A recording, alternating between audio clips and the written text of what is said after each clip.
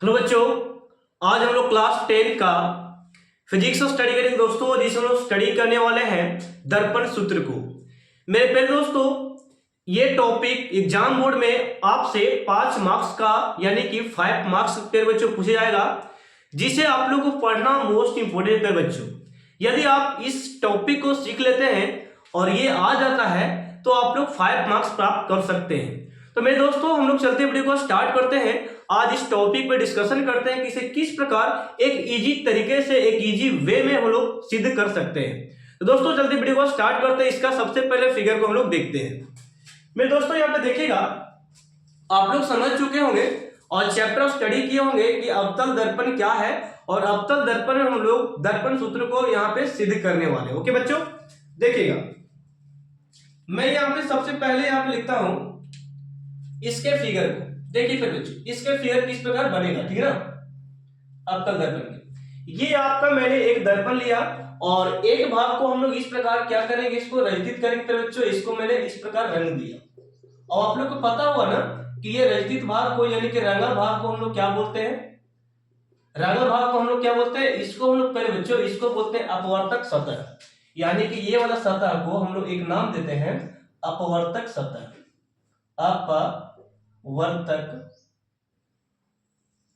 अपवर्तक सतह, अपवर्तक सतह यानी कि ये जो रंगा वाला भाग को क्या बोलेंगे, अपवर्तक सतह। और ये जो आपका है चिकना सतह, ये वाला जो है इसे हम लोग बोलेंगे परावर्तक सतह। क्यों सर?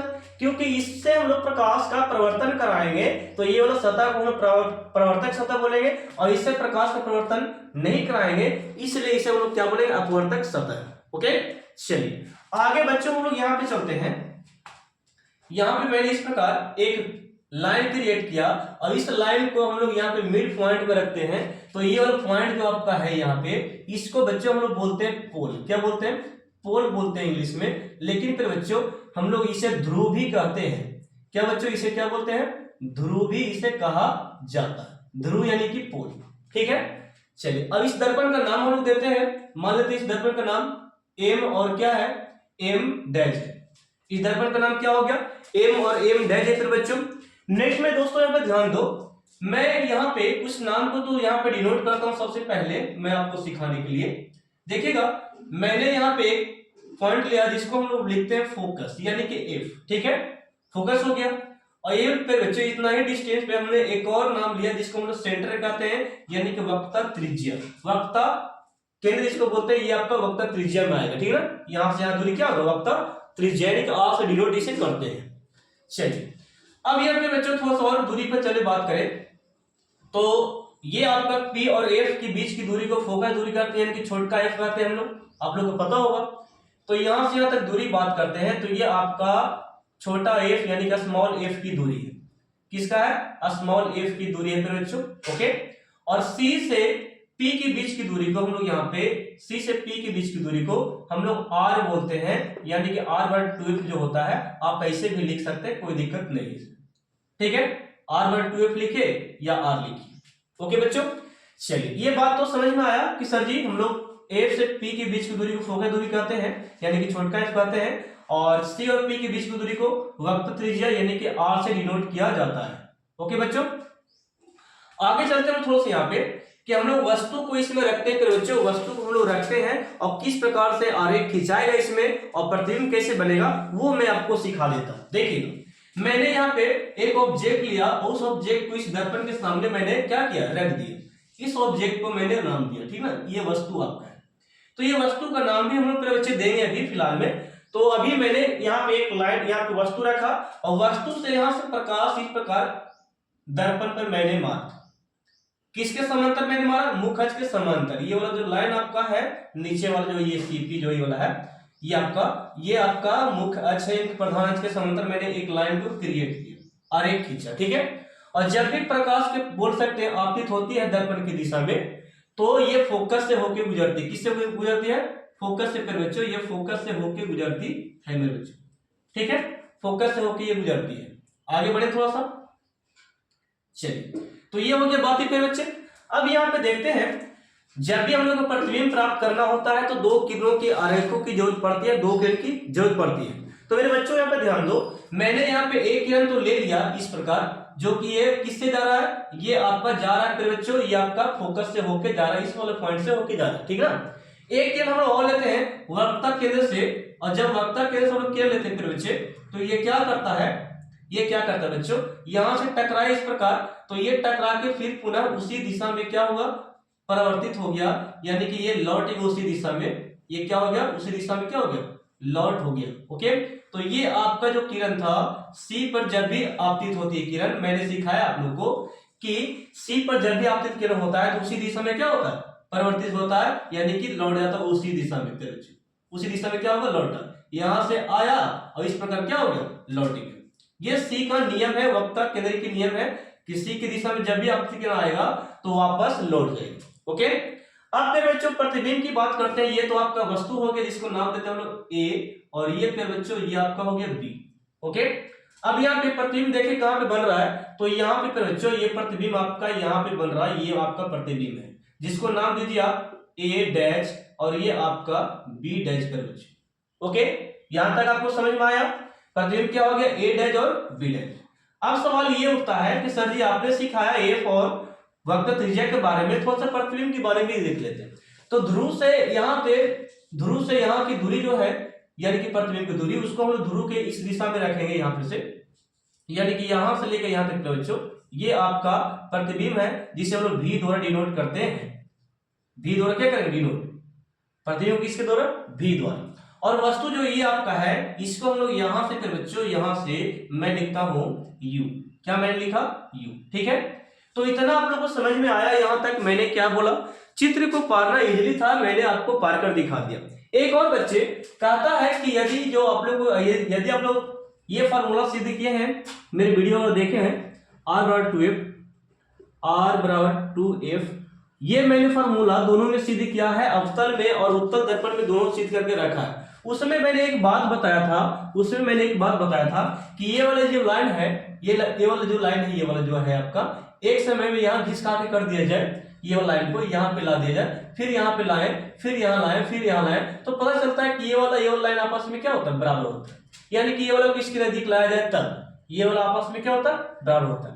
तो फिर बच्चों बराबर तो नहीं करना है, हम लोग यहाँ पे क्या करेंगे, ये वाला लाइन को हम लोग इस प्रकार खींच दिए, ये वाला लाइन को इस प्रकार क्रिएट कर दी, ठीक है, खींचे इस प्रकार की। और मेरे बच्चों इस प्रकार खींचने से पता चलता है दोस्तों, यहाँ पे चलिए, यहाँ पर खींचने से पता चलता है कि ये जो आपका है, ये वाला बच्चों, ये वाला जो आपका है, इसको हम लोग, ये जो आपका एक ट्रायंगल का निर्माण कर दिया, ठीक ना, ये इसी के ध्रुव पे समझिए कि पी पे है। ओके, चलिए इसको नाम दीजिए, इसको मैंने नाम दे दिया डी, इसको नाम देते हैं क्या, इसको मैं नाम देता हूं डी।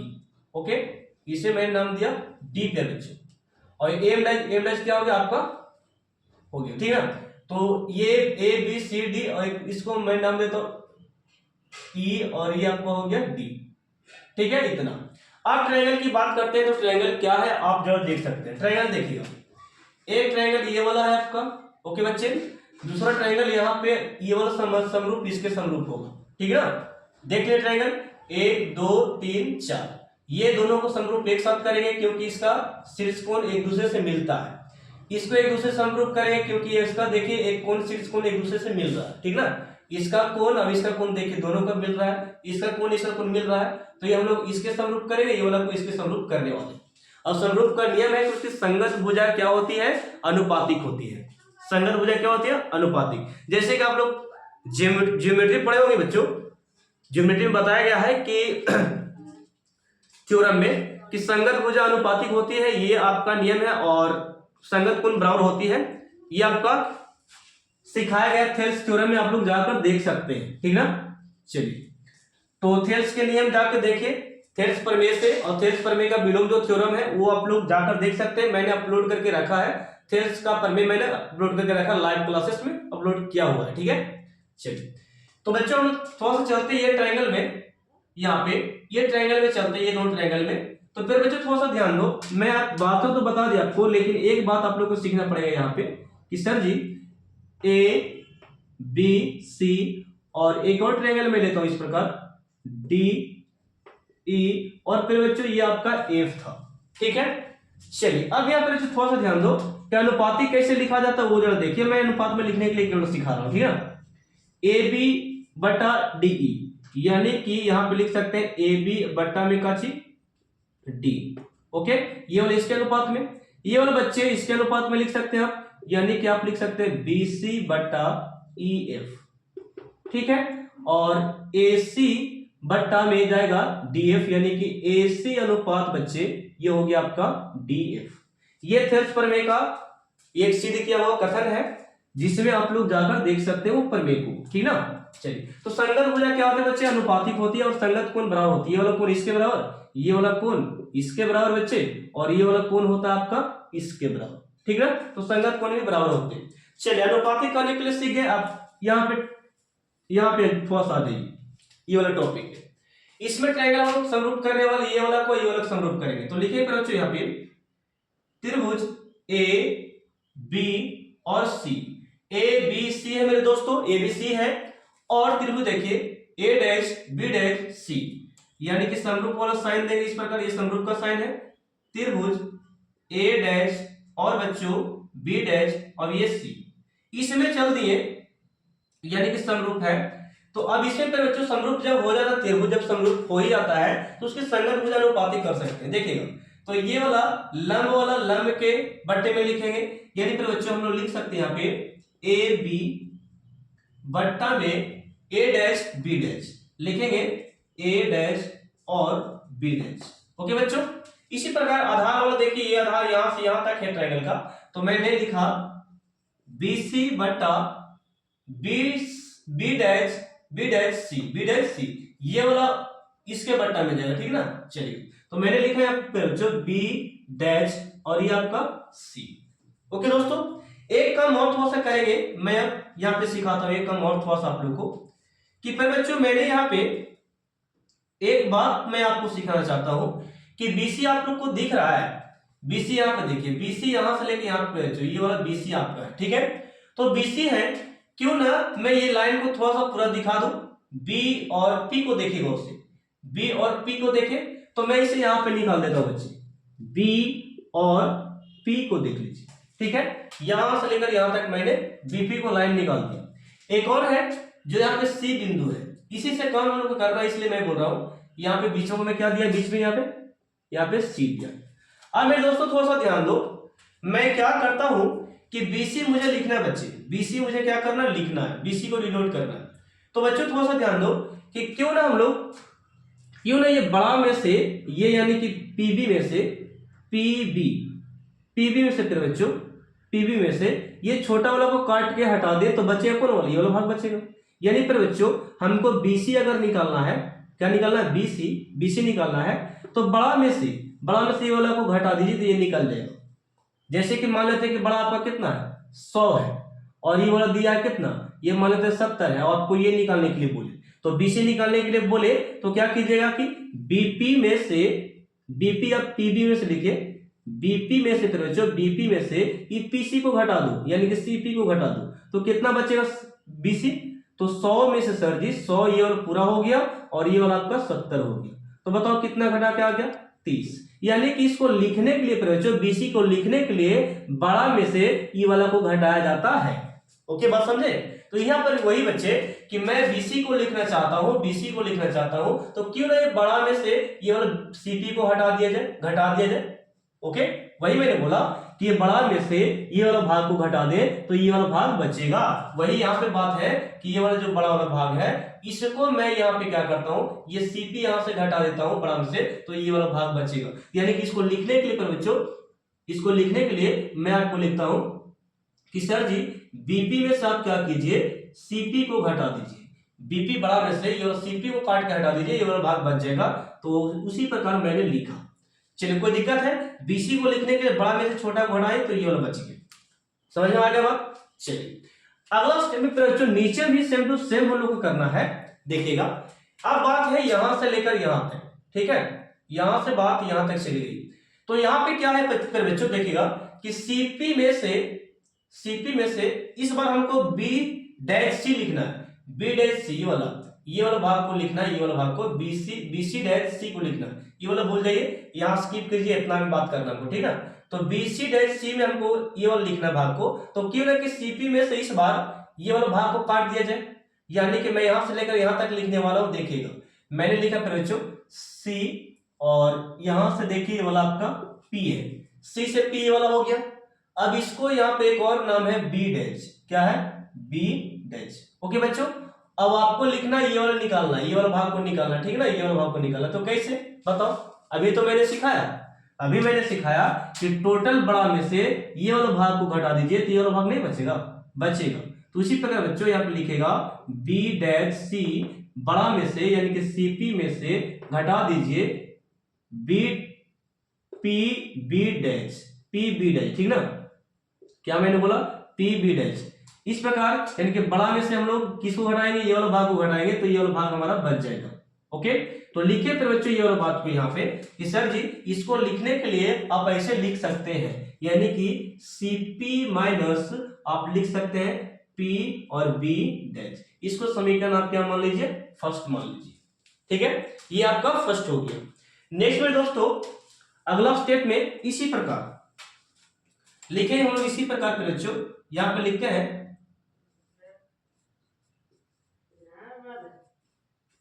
इसी प्रकार। त्रिभुज किस में चलते हैं इसी प्रकार, तो त्रिभुज इस बार हम लोग DEF में चलेंगे, यानी कि हम लोग लिखने वाले हैं त्रिभुज DEF समरूप त्रिभुज, समरूप त्रिभुज A dash B dash F, A dash B dash F, A dash B dash और ये आपका F।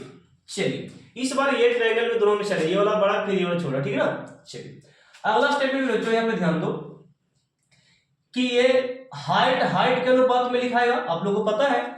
तो यहाँ पे सर जी यहाँ पे मैंने लिखा DE अनुपात है, DE अनुपात, ये वाला हाइट के अनुपात में लिखेंगे A डैश और फिर बच्चों B डैश, ठीक है, A डैश और PB डैश। हाइट के अनुपात में लिखा गया, हाइट वाला हाइट के अनुपात में लिख दिए बट्टे में। अब आधार देखिए ना, आधार यहां से लेकर यहां तक है, आधार यहां से लेकर यहां तक, यानी कि DF बट्टा ये वाला, DF बट्टा ये वाला लिखेंगे छोटा। तो लिखेंगे हम लोग यहाँ पे DF बट्टा में B डैश F।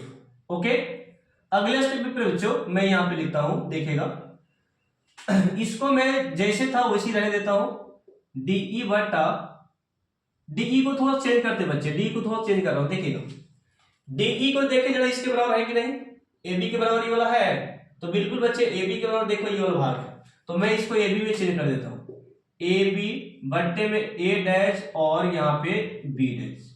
ओके, मैंने बोला AB और D बराबर क्यों है, क्योंकि ये दोनों हाइट बराबर है, इसलिए मैंने दोनों को ये वाला को DE को AB में चेंज कर दिया, इससे कोई फर्क नहीं पड़ा हमको। चलिएगा आगे फिर बच्चों क्या कहता है कि सर जी DF जो है ये वाला है, DF को आप PF लिख सकते हैं, क्योंकि ये वाला यहीं पर है, इसी पर है, इसी बिंदु पर है, P वाला बिंदु पर है, ये कहीं दूर नहीं है, ठीक ना, इसी पर है फिर बच्चों, इसी पर है ये वाला। तो DF को आप PF लिख सकते हैं, तो मैं यहाँ पे लिखता हूँ PF। DF को चेंज क्यों किया सर जी, तो DF को मान लीजिए कि ये वाला लाइन इसके बराबर है, फिर बच्चों यहाँ पे ये वाला लाइन किसके बराबर है, यानी कि ये वाला D जो है ये P पर यहाँ पे, ठीक ना, तो ये वाला D बिंदु किस पे था, P पे, यहाँ पे हम लोग मान लिए। तो हम लोग लिख लिए कि DF को किस में चेंज कर दिया, PF में सर जी। अब B डैश बच गया F, B डैश F, ये वाला भाग बच गया।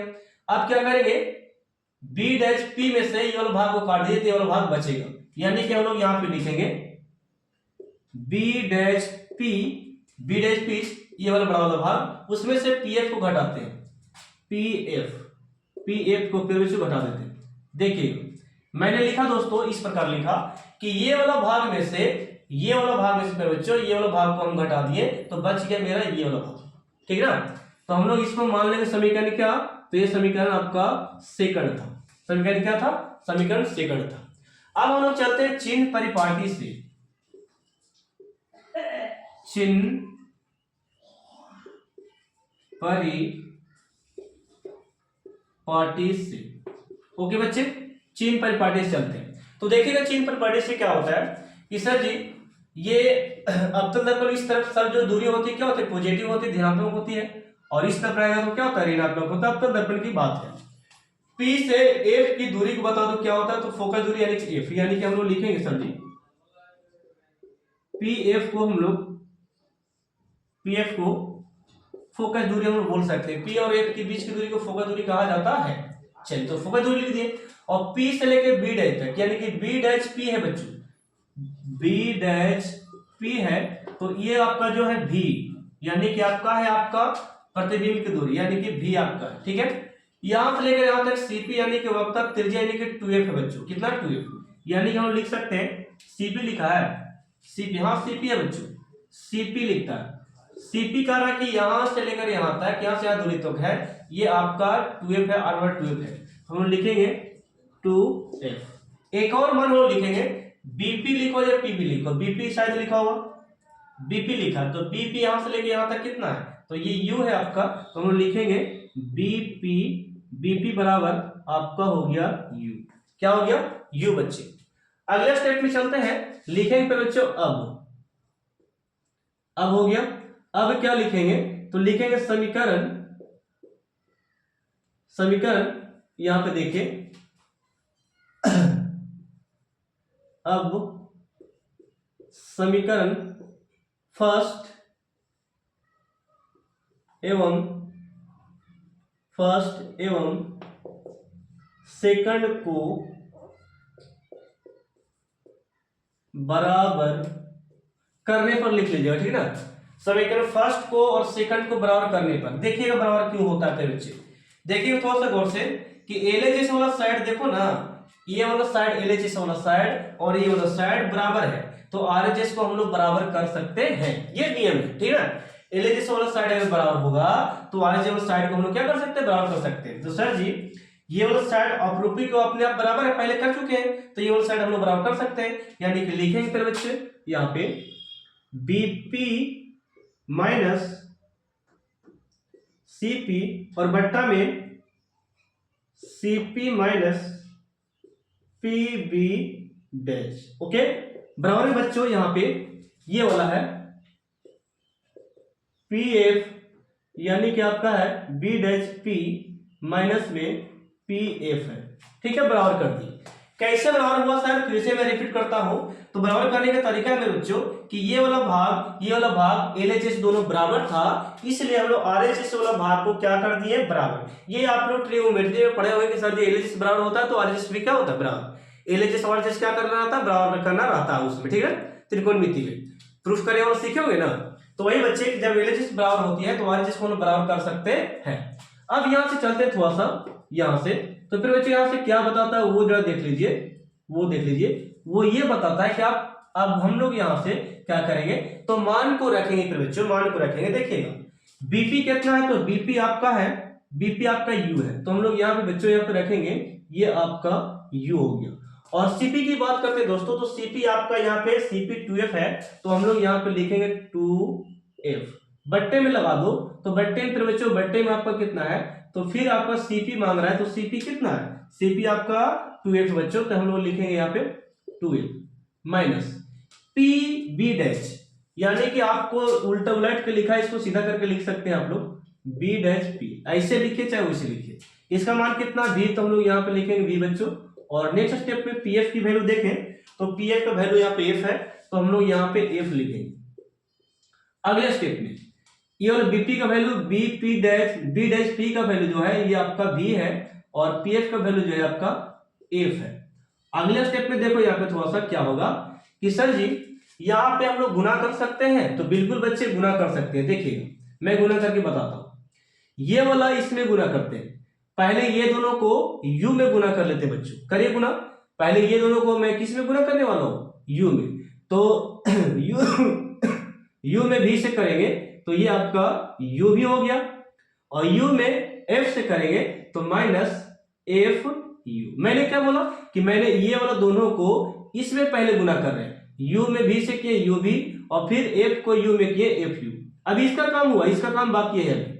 चलिए फिर से करो इसको, इसमें अब ये वाला 2FV हो जाएगा, 2FV इसमें हो गया, और F में F से गुना करेंगे तो F स्क्वायर हो जाएगा, यानी कि माइनस माइनस सबसे पहले प्लस हो गया, क्या हो गया प्लस, और एफ में एफ से गुना करो तो ये 2f स्क्वायर हो गया।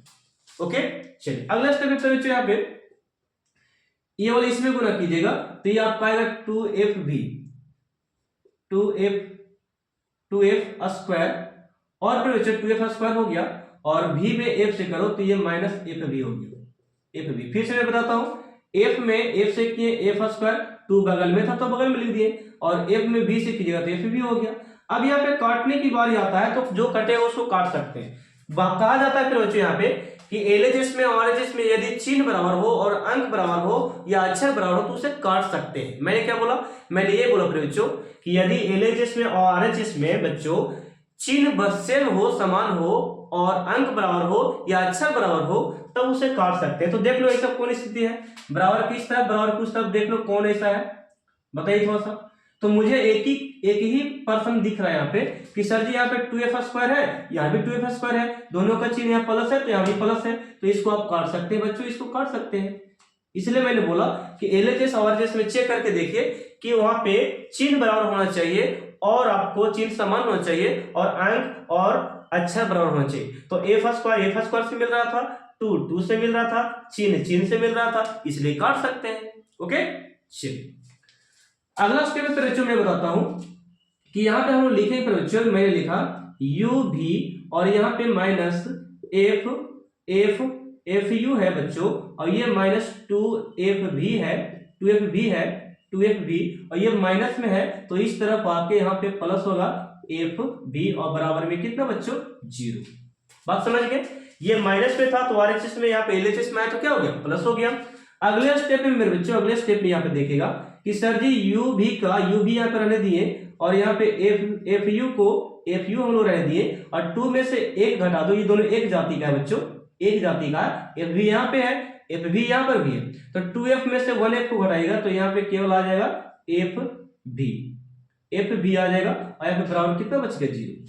फिर बच्चों थोड़ा सा ध्यान दीजिए, मैंने लिखा कि ये वाला दोनों, ये अलग पद का था, ये अलग पद का था, दोनों लिखा गया, लेकिन ये दोनों एक जाति का था, एक पद का था, समान था, यानी कि 2 में से 1 यहाँ पे इसके पास है तो 1 घटा दे 2 में से तो 1 बचेगा, और ये माइनस क्यों पड़ा, क्योंकि ये बड़ा अंक हुआ है इसलिए इसी का चिन्ह यहाँ पे पड़ गया। ऐसे तो ये छोटा अंक पड़ जाता माइनस के हिसाब से देखे तब, लेकिन ये क्या है बच्चों, ये आपका क्या है, अंक के अनुसार देखें तो ये बड़ा है लेकिन चिन्ह के अनुसार ये छोटा है। ठीक है, आप लोग ऐसे समझ सकते। चलिए तो ये अंक बड़ा है 1 से, तो 1 घटाएंगे 2 में से 1 घटाएंगे तो 1 बचेगा, यहाँ बराबर 0 हो गया। अब यहाँ पे एक बात लिखिए, यहाँ पे मैं लिखता हूं दोनों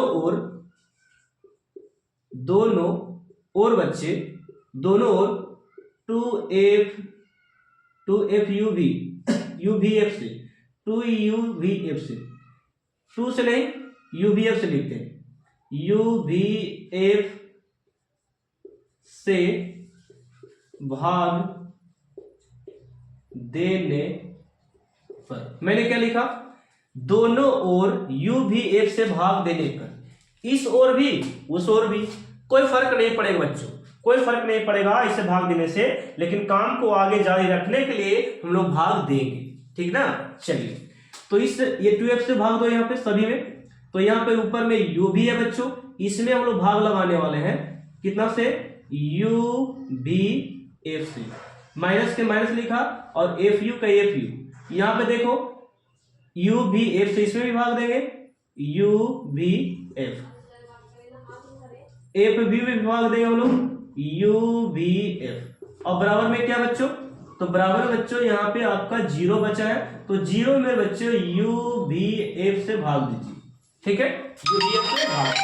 अब यहाँ पे काट सकते हैं मेरे बच्चों, और यहाँ से आप काट सकते हैं, तो देखिएगा दोस्तों थोड़ा सा कि मैंने काटा u से u काट सकते हैं, v से v काट सकते हैं, और f से f काट सकते हैं, u से u काट सकते हैं, f से f काट सकते हैं, v से v काट सकते हैं। अब यहाँ भागा देंगे तो 0 ही ना आएगा, कोई फायदा। चलिए फायदा हम लोग को दिखेगा, यहाँ पर देखिए फायदा मेरे बच्चों, यहाँ पे ऊपर में 1 बचा है और नीचे में हमारा f बच गया। यहाँ पे देखिए, यहाँ पे ऊपर में 1 बचा है और नीचे में हमारा v बच गया। ठीक ना, यहाँ पर भी बात वही, ऊपर में 1 बचा है और नीचे हमारा u बच गया और बराबर में यहाँ पे 0। ओके, और मैं आपसे एक बात बोल दूं थोड़ा सा, इसे आप स्क्रीनशॉट ले लो मेरे बच्चों, ताकि मैं आपको ये वाला पूरा सिद्ध करके बता सकूं। इसे स्क्रीनशॉट एक बार लो, थोड़ा सा ले लिया स्क्रीनशॉट। चलिए मेरे बच्चों थोड़ा सा ध्यान दो कि मैं आपको यहाँ पे क्या कराता हूं, एक स्टेप केवल बनाता हूं यहाँ पे और सिद्ध हो जाएगा। देखिए मेरे बच्चों यहाँ पे इसे इरेज करने के बाद मेरे बच्चों अब हम लोग यहाँ पे इसको क्या करने वाले वो मैं बताता हूं। देखिएगा ये जो 1/f है मेरे बच्चों, इसे मैं RHS में भेजता हूं तो देखिएगा क्या होता है यहाँ पे अगले स्टेप में, यहाँ पर बच्चों कि ये 1/f जो है ये प्लस में है, ये RHS में जब भेजेंगे उस तरफ तो ये प्लस का माइनस हो जाएगा। यानी पे बच्चों यहाँ पे आपको बच जाएगा क्या, तो बचेगा आपका -1/v बच जाएगा। इस तरफ कौन बचेगा, ये वाला -1/v बचेगा और ये आपका -1/u बचेगा। तो हम लोग लिखेंगे यहाँ पे -1/u बच गया। और बराबर में किसको भेजे हैं, तो बराबर में सर जी 1/f को भेजेंगे, LHS से RH में जाएगा तो ये प्लस में होगा, यानी कि हम लोग यहाँ पे लिखेंगे सॉरी माइनस में होगा, 1/f हो गया, 1/f बच्चों। अब यहाँ पे एक काम करो तुम कि सर जी इसमें कॉमन करो। क्या कॉमन करना है सर, तो कॉमन की बात करते हैं तो हम लोग माइनस को कॉमन यहाँ पे कर सकते हैं, क्योंकि यहाँ पैसा कोई अंक नहीं है जिसे हम लोग कॉमन कर सकते हैं, ठीक है ना। तो कॉमन करने का तरीका फिर बच्चों कि दोनों में मिलना चाहिए। दोनों में क्या मिल रहा है, तो यहाँ माइनस, तो यहाँ पे माइनस भी है, तो माइनस को हम लोग कॉमन करेंगे बच्चों, तो माइनस को बाहर निकाल दिए तो अंदर में मेरे बच्चों बच गया यहाँ पे बच गया 1/1 आपका भी बचा, और यहाँ पर भी आप यहाँ प्लस कीजिएगा तो यहाँ पर भी आपका होगा 1/u। सर ऐसे कैसे कर दिए, देखिए बच्चों मैंने यू किया कि यहाँ से माइनस मैंने निकाल दिया बाहर, अब इसके पास बचा क्या, प्लस बचा। क्यों सर जी, यहाँ पर देखिए ये प्लस माइनस माइनस होता है और प्लस माइनस होता है, इसलिए कॉमन ये सटीक है, बहुत अच्छा है। देखिए मैंने ये यू बोला बच्चे कि सर जी यहाँ से माइनस निकाले, यहाँ से माइनस निकाले तो इसके पास बच गया प्लस, ये वाला प्लस का चिन्ह तो देते नहीं है लेकिन यहाँ पे दे दी। यहाँ पे देखो प्लस माइनस क्या होता है माइनस, और प्लस माइनस क्या होता है माइनस, यानी कि सटीक है सर जी। इसको गुना करेंगे तो फिर माइनस आ जाएगा, इसको इससे गुना करेंगे तो फिर माइनस आ जाएगा, ओके, इसलिए माइनस को बाहर निकाल देते हैं। यहाँ पे क्या बच गया आपका, तो यहाँ पे 1/ आपका f बचा, और यहाँ पे बच्चों माइनस से माइनस ये कैंसिल हो गया और यहाँ पे बच गया 1/, इसी को थोड़ा सही से करके लिखते हैं 1/u और प्लस में 1/v, इसको थोड़ा सा रख लीजिए और बराबर में ये बच गया 1/f। और ये आपका दर्पण सूत्र आपका यहाँ पे प्रूफ हो चुका है। तो बच्चों मैं आपसे एक उम्मीद करता हूं कि ये वीडियो काफी मैंने आपको स्लो तरीके से और अच्छे तरीके से समझाया। यदि मैं फास्ट समझाता फिर बच्चों तो आपको समझ की बाहर था, इसलिए मैंने थोड़ा सा वीडियो को लॉन्ग तो किया, लेकिन बशर्ते कि मैंने आपको समझाया फिर बच्चों। एक एक पॉइंट यदि आपको दिक्कत होता सर जी तो आप लोग मुझे कमेंट करो कि सर जी यहाँ पे दिक्कत हुआ, ये वाला पार्ट नहीं समझ में आया। मैं चाहूंगा फिर बच्चों कि इस पे मैं आपको फिर से वीडियो अपलोड करके बताने का प्रयास करूंगा। और यदि मेरे बच्चे होंगे जुड़े होंगे इस वीडियो से मेरे व्हाट्सएप ग्रुप में, आप लोग यहाँ पे लिख लो, आप लोग इस ग्रुप में जुड़ सकते हैं। यहाँ पे बच्चों कोई भी प्रॉब्लम हो कोई टॉपिक में यहाँ पे समझने में तो आप मुझसे जुड़ सकते हैं। 7494 हो गया और यहाँ पे 41 और ये आपका 7 ये मेरा बच्चों ये मेरा व्हाट्सएप नंबर हो गया, व्हाट्सएप नंबर है जिसमें आप मुझसे जुड़कर एजुकेशन प्राप्त कर सकते हैं अनेक टॉपिकों के साथ और प्रॉब्लम बता सकते हैं कि सर जी यहाँ पे समझ में नहीं है। और टेलीग्राम भी इसी प्रकार मेरा है जिसमें आप लोग ज्वाइन हो सकते हैं बच्चों, सही बच्चों के लिए मैं बोल रहा हूँ टेलीग्राम, ठीक है ना, टेलीग्राम चैनल, ओके। और बाकी इंस्टाग्राम मैंने काफी उतना ग्रो में नहीं टॉपिक समझा इंस्टाग्राम को, इसलिए मैं उसे थोड़ा सा स्किप मैंने किया थोड़ा, ओके। तो ये दोनों पे आप लोग मिल सकते हैं मुझसे, ओके, प्रॉब्लम बता सकते हैं। तो बच्चों मैं नेक्स्ट जो लेकर आने वाला हूं उत्तल दर्पण के लिए और लेंस सूत्र भी जल्दी में मैं लाऊंगा। और मैंने इसको लगाकर ये 5वां फार्मूला मैंने आपको सिद्ध करवा दिया। 5वां फार्मूला इसलिए बच्चों क्योंकि अवतल दर्पण में r/2f सिद्ध किया है और उत्तल दर्पण में भी मैंने r/2f सिद्ध किया है। और मेरे बच्चों और मैंने सिद्ध किया है श्रेणी क्रम में प्रतिरोध को कैसे प्राप्त किया जाता है वो भी मैंने बता रखा है, और समांतर क्रम में कैसे प्राप्त करते हैं वो भी मैंने बता रखा है, वो आप लोग वीडियो जाकर देख सकते हैं। और मेरे बच्चों नेक्स्ट आएगा ओम के नियम और भी है, विद्युत मोटर, ये सब सारे जो है जल्द ही आएंगे, 5 से 6-7 टॉपिक आएंगे, जरूर जल्दी आएंगे, तो इसे तब तक आप लोग प्रैक्टिस कर सकते हैं। तो बच्चों यहाँ पे मुझे इजाजत हो जाने के लिए, मैं नेक्स्ट वीडियो जल्दी ही लेकर आने वाला हूँ, ठीक है। तो थैंक यू आप लोग को और देखने के लिए। बच्चों आप लोग मेरे से जुड़ते रहे और वीडियो को लाइक एंड शेयर जरूर करें बच्चों, ठीक है। नेक्स्ट में मिलते हैं।